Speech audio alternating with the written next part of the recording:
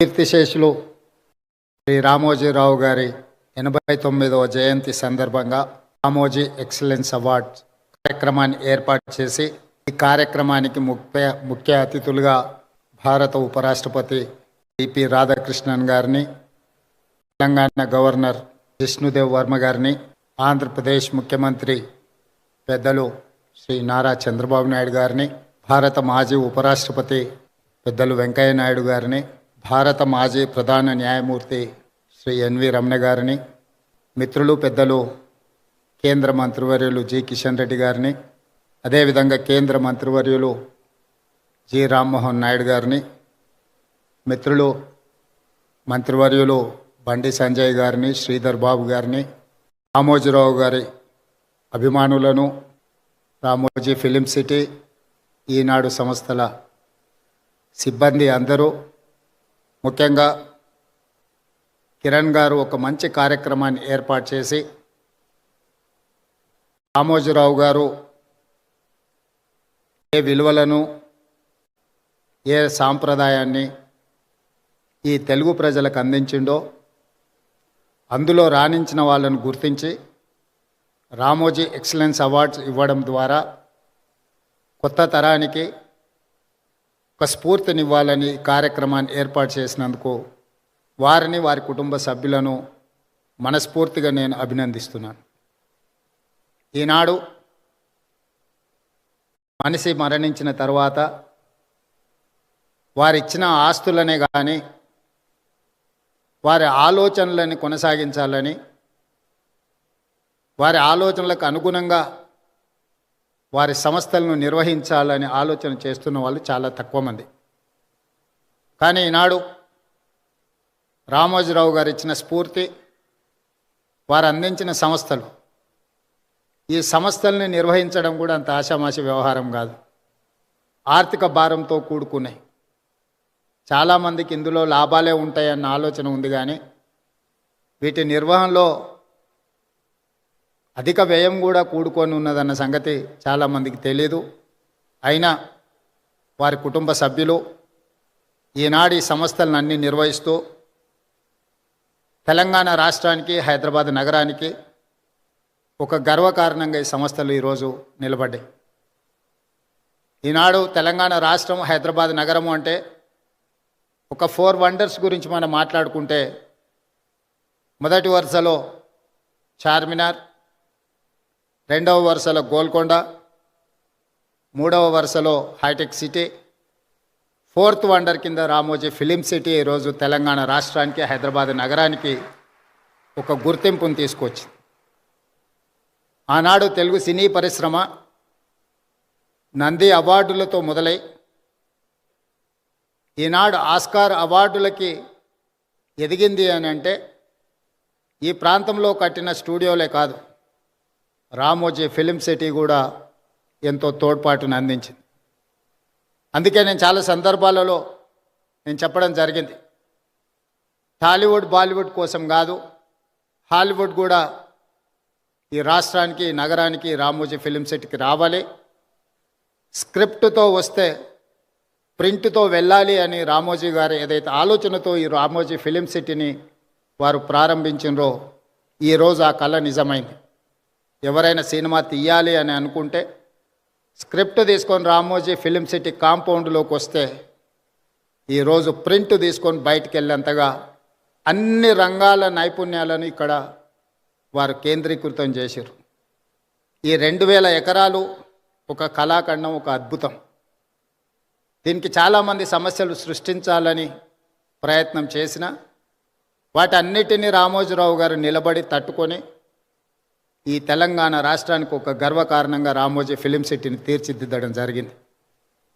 అదేవిధంగా పత్రికా రంగంలో ఈనాడు పత్రిక 50 సంవత్సరాలు పూర్తి చేసుకున్న సందర్భంగా రామోజీరావు గారు నిద్ర లేవగానే ఈనాడు పేపర్ చదివే అలవాటును, నిద్రపోయే ముందు ఈటీవీ వార్తలను చూసే నిద్రపోయే అలవాటును తెలుగు ప్రజలకి ఒక అలవాటుగా మార్చిండు. ఈనాడు ముఖ్యంగా రాజకీయ నాయకులకు ఈ అలవాటు వ్యసనంగా మారింది.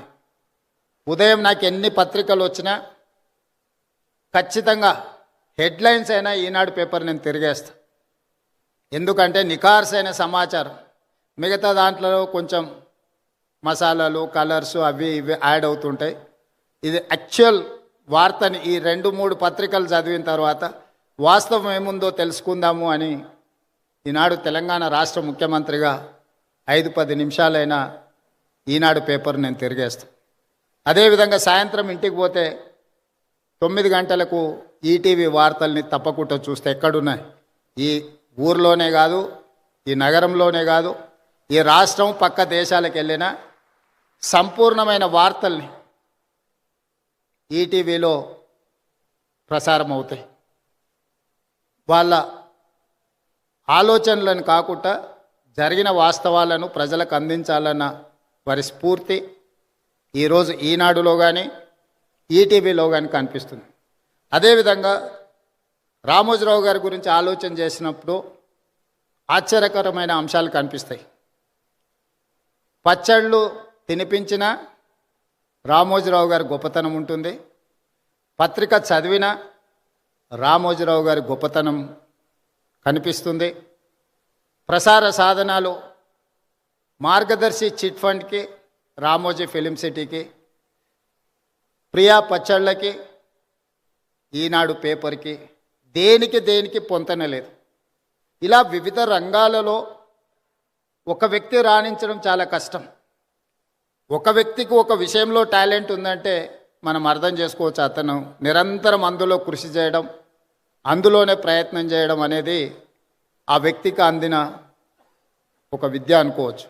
కానీ రామోజీరావు గారు ఏ రంగంలో ప్రవేశించినా ఆ రంగంలో నెంబర్ 1 ఉండడానికి వారు నిరంతరం, నాకు తెలిసి రోజుకు 18 గంటలు శ్రమించి ఈరోజు వారు ఏ రంగంలో ప్రవేశించినా ప్రతి రంగంలో తనదైన ముద్రను వారు వేయడం జరిగింది.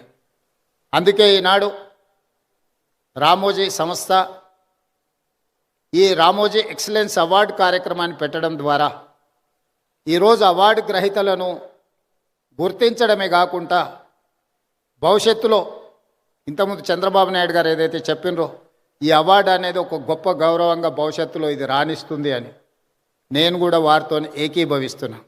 రామోజీ ఎక్సలెన్స్ అవార్డు అనేది ఆషామాషిగానో లేకపోతే రవీంద్ర భారతిలో చప్పట్లు దుప్పట్లతోని ఏర్పాటు చేసే ఆర్టిఫిషియల్ అవార్డు కాదు అని నేను సంపూర్ణంగా విశ్వసిస్తున్నా. ఈరోజు అవార్డు గ్రహీతలకు ఖచ్చితంగా వారి శ్రమకు, వారి నైపుణ్యానికి ఒక గుర్తింపు, రామోజీ గారి ఆలోచనలని భవిష్యత్ తరాలకు అందించడానికి మీరు, మేము, మన అందరము చేయగలిగిన ప్రయత్నం అంతా చేయాలి. ఒక్క అనుభవాన్ని రామోజీరావు గారితో మొట్టమొదటి నేను కలిసిన అనుభవాన్ని మీతో పంచుకొని నా ఉపన్యాసాన్ని ముగిస్తాను. 2009 సంవత్సరంలో శాసనసభ ఎన్నికలు జరిగినాయి. ఎన్నికల తర్వాత ఓట్ల లెక్కింపుకు 1 నెల రోజులు సమయం ఉండే. మేము అప్పుడు అన్ని లెక్కలు వేసుకున్నాం, తప్పకుండా ప్రభుత్వం వచ్చేటట్టే ఉందని. మరి ప్రభుత్వం వస్తే మంత్రులు కావాలనే కోరిక కూడా ఉంటుంది కదా. ఈరోజు ఆంధ్రప్రదేశ్లో వాళ్ళు చాలామంది మంత్రులు ఉన్నారు. ఒక 4 మిత్రులను కలిసి రామోజీరావు గారి సమయం తీసుకున్నాం. సార్ మిమ్మల్ని కలవాలనుకుంటున్నాం మేము అని. రాండి అన్నాడు. 4 కలిసి రామోజీరావు గారి దగ్గరకు వచ్చినాం. మా నడక, మా చూపులను బట్టి ఆయనకు అర్థమైంది వీళ్ళేదో మంత్రి పదవులకు పైరవి కోసమే వచ్చినట్టున్నారని. భోజనం పెట్టి కూర్చోబెట్టి మేము అడగని కూడా అడగలే, వారే మొదలు పెట్టారు రాజకీయాలు, ఆ విధంగా ఎన్నికలు, ఫలితాలు ఏ విధంగా వస్తాయి అనేది విశ్లేషణ ఒక రకము. నేను ఇప్పటివరకు ఎవరికి ఎప్పుడు చంద్రబాబు నాయుడు గారికి నేను ఎవరికి మంత్రి పదవి ఇవ్వాలని చెప్పలేదు. నా దగ్గరికి ఎవరు వచ్చినా మంత్రుల కంటే కూడా ఎమ్మెల్యేలకు బాగా రాణిస్తారని నేను సూచన చేస్తూ ఉంటాను. మీ 4 కూడా అదే సూచన అని వారు మాకు, అంటే మా మనసులో ఉన్న మాటను గుర్తించి, అంతకుముందు బయట చాలామంది మంత్రివర్గం అంతా చంద్రబాబు నాయుడు గారు, రామోజీరావు గారు చిట్టి పంపిస్తారు, చంద్రబాబు నాయుడు సార్ మంత్రివర్గాన్ని ఏర్పాటు చేస్తాడని బయట చర్చ జరుగుతుండేది. సరే రామోజీరావు గారు మా 4 ఎవరికో ఒక్కరికైనా తప్పకుండా చెప్తాడు అనుకొని మేము వచ్చినాము.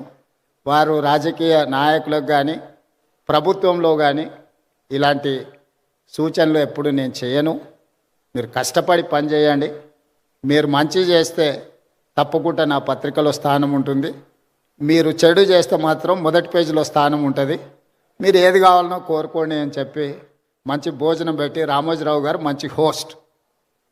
నేను ముఖ్యమంత్రి అయిన తర్వాత కూడా వస్తే చాలాసేపు భోజనం పెట్టి చాలా విషయాలు మాట్లాడినారు. ముఖ్యమంత్రిగా వచ్చినప్పుడైనా ఏదైనా పనుల విషయంలో ప్రస్తావిస్తారేమో నేను అనుకున్నా, వారు ఏం మాట్లాడలేదు. వారు చెప్పిండ్రు ఇది నా బాధ్యత, ఎందుకు సార్ రెస్ట్ తీసుకోవచ్చు కదంటే, నిత్యం నాకు ఈ పనిలోనే ఒక సంతృప్తి ఉంటుంది. ప్రతి పేజు నేను చదువుతాను. అక్కడక్కడ వారు స్పెల్లింగ్ కరెక్షన్స్ ఉంటే కూడా పత్రికలో వచ్చిన ఆ డేటా అంటే మ్యాటర్ని కూడా వారు రౌండప్ చేసి పెట్టి అందులో ఏం తప్పులు ఉన్నాయో కూడా మార్క్ చేసి పెట్టి వారి టేబుల్ మీద కనిపించింది. అంత నిబద్ధతతోని వారు పనిచేసిండ్రు కాబట్టే ఇంత గొప్ప సంస్థను నిర్మించగలిగినరు. రామోజీ అనేది ఒక పేరు కాదు, ఒక బ్రాండ్. ఈ బ్రాండ్ను కొనసాగించాల్సిందిగా, కొనసాగించే క్రమంలో మా వంతు సహకారం, మా సహకారం ఏం లేదు, మేము మీకు అన్యాయం చేయకపోవడం మీకు పెద్ద సహకారము. మా ప్రభుత్వం వైపు నుంచి సంపూర్ణంగా రామోజీ గ్రూప్ సంస్థలకు సంపూర్ణమైన సహకారం ఉంటుంది. Ramoji film city, Ramoji ETV కావచ్చు, ఈనాడు కావచ్చు, తెలంగాణకు హైదరాబాద్ నగరానికి ఒక గొప్ప గౌరవం. ఈ తెలంగాణ గౌరవాన్ని ముందుకు తీసుకువెళ్ళడానికి మా రాష్ట్ర ప్రభుత్వం తరఫున సంపూర్ణమైన సహకారం ఉంటుంది. అదేవిధంగా పెద్దలు వెంకయ్యనాయుడు గారు, ఎన్వి రమణ గారు సూచన చేసారు తెలుగు భాష గురించి. తప్పకుండా మేము ఈ మధ్యకాలంలో ప్రభుత్వం ఇస్తున్న జీవోలు మిగతా వాటిని తెలుగులోనే ఇస్తూ ఉన్నాం. కాకపోతే ఇంకా అది కొంత సమయం పడుతుంది, దాన్ని తప్పకుండా ముందుకు తీసుకెళ్తాం. రాధాకృష్ణ గారు ఇక్కడ గవర్నర్గా 3.5 నెలలు వారి బాధ్యతలు నిర్వహించి సంపూర్ణమైన సహకారాన్ని తెలంగాణ రాష్ట్రానికి అందించారు. ఈనాడు ఉపరాష్ట్రపతిగా వారు బాధ్యతలు తీసుకున్నారు. ఆనాడు ఉపరాష్ట్రపతిగా వెంకయ్య నాయుడు గారు తెలుగు రాష్ట్రాలకు సంబంధించిన సమస్యల్ని పరిష్కరించడంలో, కేంద్ర ప్రభుత్వం ఇచ్చిన హామీలను అమలు చేయించడంలో నిరంతరం వారు ముఖ్యమంత్రులతో సమన్వయం చేసుకొని అన్ని సంస్థలకు సంబంధించిన అధికారులను, వివిధ శాఖలకు సంబంధించిన అధికారులను, మంత్రులను కూడా పిలిపించి ఆనాడు ఉపరాష్ట్రపతిగా వెంకయ్యనాయుడు గారు ఈ తెలుగు రాష్ట్రాలకు సహకరించారు.